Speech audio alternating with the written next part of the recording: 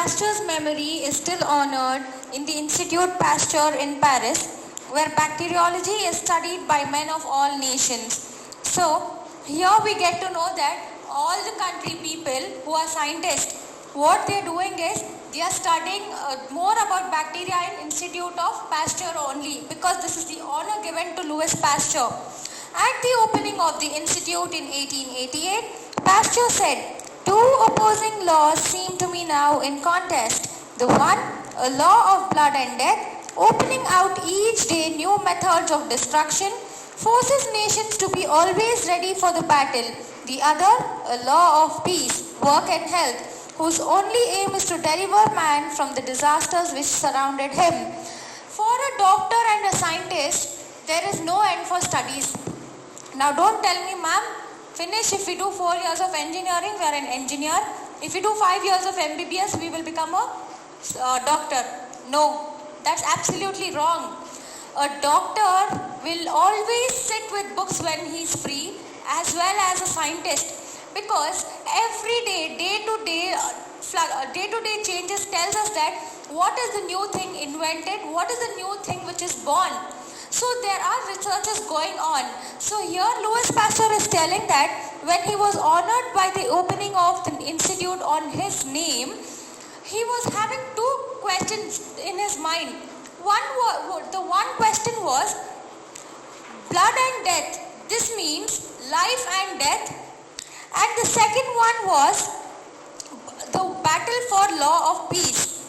This battle was meant that doctors, vaccines will be introduced and will be sent to different, whatever diseases will be taking place, vaccines will be taken out for that and will reach the man as soon as possible. This was the other law. So here Pasteur had no peace of mind, because the only thing which caused him irritation was, now we've started introducing so many vaccines for several diseases, but how about this new, what can be done if there's a new disease arising? How will we stop people from dying from those diseases? This was the question. Which of these two laws will prevail, God only knows. But of this we may be sure, that science in obeying the law of humanity will always labor to enlarge the frontiers of life. So here Pasteur is just telling us that on one hand, the countries who want to become stronger are not bothered about whose life is being destroyed by the disease. On the other hand, the scientists are working hard more and more on inventing new vaccines for the eradication of disease. So here Pasteur lies in the state of confusion, telling here it doesn't mean that the country is not bothered about who is dying. The only thing is what they are inventing, and the things which they are using in the inventions are causing harm to the people. So this is what Pasteur is telling. So Pasteur finally comes to a conclusion, telling that only God knows the best and he has everything in his hand. Indeed, that's true. Someone who knew Pasteur well in his old age described him thus: weary, with deep lines on his face, the skin and beard both white, his hair still thick and nearly always covered with a black cap, the broad forehead wrinkled, marked with the lines of genius, the mouth slightly drawn by paralysis but full of kindness, and above all, the living thought which still flashes from the eyes beneath the deep shadow of the eyebrows. So here it is, in this paragraph, we know the appearance of Louis Pasteur. See, and this is a very important paragraph. Please underline the lines weary up to the last line, the eyebrows. In this paragraph, we get to know about Pasteur's appearance. A man who knew him, might be he is Pasteur's friend, he is telling that Louis Pasteur's face had deep lines on his face since he had turned old. And his skin and beard both white. Obviously, Americans, French people are fair in complexion, and they have less melanin pigment in their body, due to which the skin always remains fair. Okay, so here the person who knew Pasteur is telling that he had turned old because he he had got white hair on his head.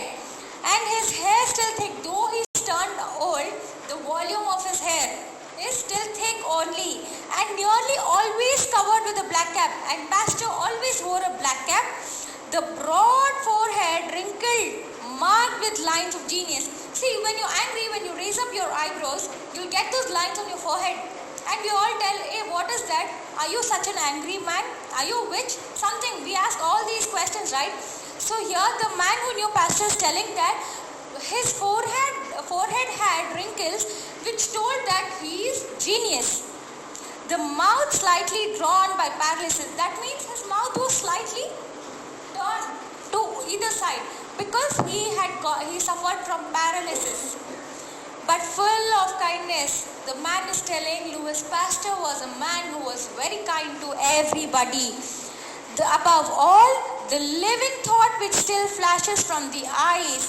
And he also tells that as soon as the moment you look into Pasteur's eyes, you will get the thought of living.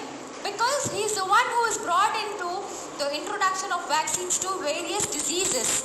On Pasteur's 70th birthday, his jubilee was celebrated almost like a national festival. So when Pasteur turned 70 years old, his birthday was celebrated like a national festival. As we do Independence Day, Republic Day, similarly in France also they celebrated Pasteur's birthday as national festival. Don't you think he is worth the honor? Yes, he is more than what he is honored with. Like Lord Lister, he was honored in his old age by the scientists of all nations. Yes, to honor him, all the country's scientists gathered there. At the crowded meeting in the great hall of the University of Paris, the old man was too overcome to speak, and his speech was read to the distinguished audience by his son. So now in this gathering, he was very weak. He couldn't present himself in front of everybody. So whatever words he wanted to convey to the people, not only because of his old age, but also the huge gathering. Because of the huge gathering, the feeling what was arised in Louis Pasteur made the speech pass on to his son. What he did was, he requested his son, that is his son told the speech on behalf of his father. The future, he said, will belong to those who shall have done the most for suffering humanity. See, what are the words? The future, that is the upcoming generation, will belong to those who shall have done the most for suffering humanity. This means that your future belongs, only those will belong to the future who will serve the suffering humanity, who will serve the people suffering from illness or any kind of emotion. To the young students, he addressed a special word. See what he told now. First, ask yourselves, what have I done for my education? So for the young youth who was gathered there, he is also telling that you need to ask yourself the one question, what have you done for your education? Then, here it applies to you all also. Aren't you all youth now? Yes. So did you ever think that what have you done for your education till now? Yes, it's the right time you sit and think now. And then, as you advance in life, as you come up in life, what have I done for my country? Yes, once you become the citizen, when do you get the citizenship of India as an Indian? When you cross the age of 18, you own the right to vote for the right person. So, when you come up in your life, you also have to think, how have I served my country? So that someday, that supreme happiness may come to you, the consciousness of having contributed in some measures to the progress and welfare of humanity. Pasteur himself certainly knew that happiness. He died in 1895 when he was 75, and no name in science is more honored or will longer be remembered. See here, so why did Pasteur tell all these words to the students was, he came across all these things, as well he did a social service to people. So he's telling that he know what is the feeling of helping people. He feels really happy to do it. So that's the reason he's also advising students, the youth gathered there, as well as you all. telling that you need to serve your country, and later on you'll realize the happiness of serving the country. And he died at the age of 75 on September 28, 1895, and he's the only person who is highly honored in science, and there will never be any other person other than that, exception as for COVID-19. Whoever will discover, he'll be honored next. I hope you've understood this lesson and enjoyed it as well. Thank you.